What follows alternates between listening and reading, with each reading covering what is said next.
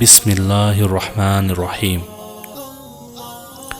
حضرت علقمہ بن وقاص لیثی کہتے ہیں کہ میں نے حضرت عمر بن خطاب رضی اللہ تعالیٰ عنہ کو منبر پر یہ کہتے سنا کہ میں نے رسول اللہ صلی اللہ علیہ وسلم سے سنا، آپ فرما رہے تھے اعمال کا دار و مدار نیتوں پر ہے اور ہر آدمی کو اس کی نیت ہی کے مطابق پھل ملے گا۔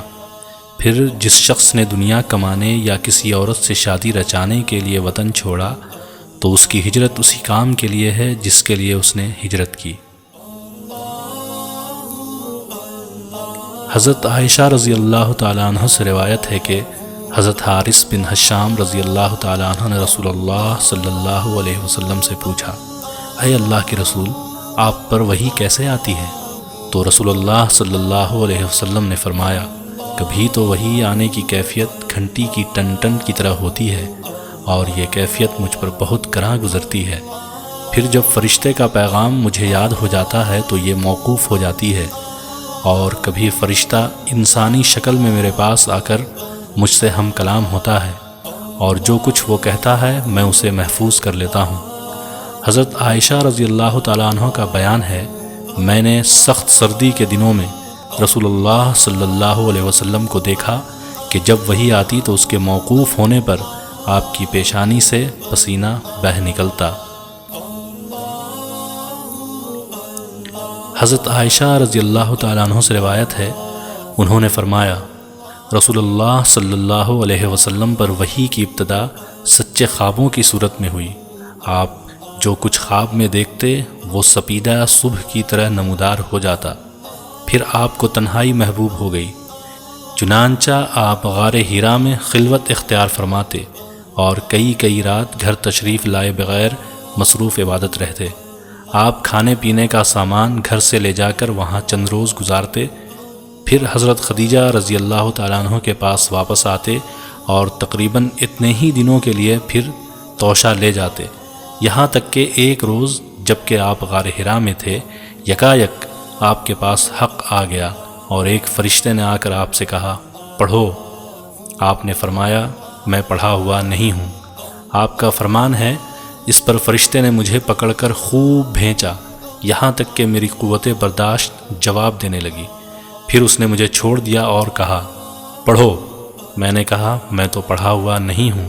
اس نے مجھے دوبارہ پکڑ کر دبوچا یہاں تک کہ میری قوت برداشت جواب دینے لگی۔ پھر چھوڑ کر کہا، پڑھو۔ میں نے پھر کہا، میں پڑھا ہوا نہیں ہوں۔ اس نے تیسری بار مجھے پکڑ کر بھینچا، پھر چھوڑ کر کہا، پڑھو، اپنے رب کے نام سے جس نے پیدا کیا، جس نے انسان کو خون کے لوتھڑے سے پیدا کیا، پڑھو، اور تمہارا رب تو نہایت کریم ہے۔ پھر رسول اللہ صلی اللہ علیہ وسلم ان آیات کو لے کر واپس آئے اور آپ کا دل خوف سے دھڑک رہا تھا، چنانچہ آپ اپنی بیوی حضرت خدیجہ کے پاس تشریف لائے اور فرمایا، مجھے چادر اڑھا دو، مجھے چادر اڑھا دو۔ انہوں نے آپ کو چادر اڑھا دی، یہاں تک کہ آپ سے خوف زدگی کی کیفیت دور ہو گئی۔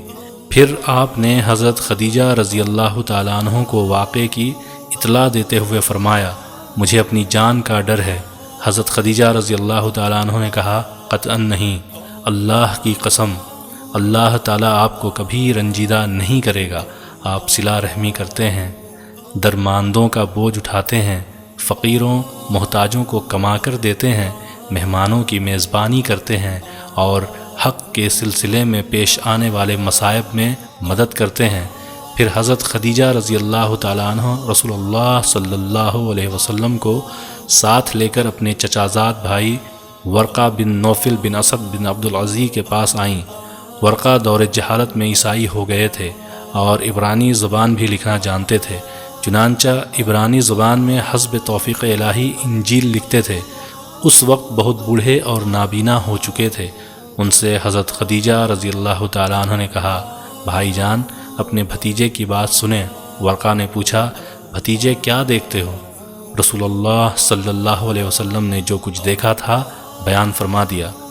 اس پر ورقہ نے آپ سے کہا، یہ تو وہی ناموس وہی لانے والا فرشتہ ہے جسے اللہ تعالیٰ نے حضرت موسیٰ علیہ السلام پر نازل فرمایا تھا۔ کاش میں آپ کے زمانے نبوت میں توانا ہوتا، کاش میں اس وقت تک زندہ رہوں جب آپ کی قوم آپ کو نکال دے گی۔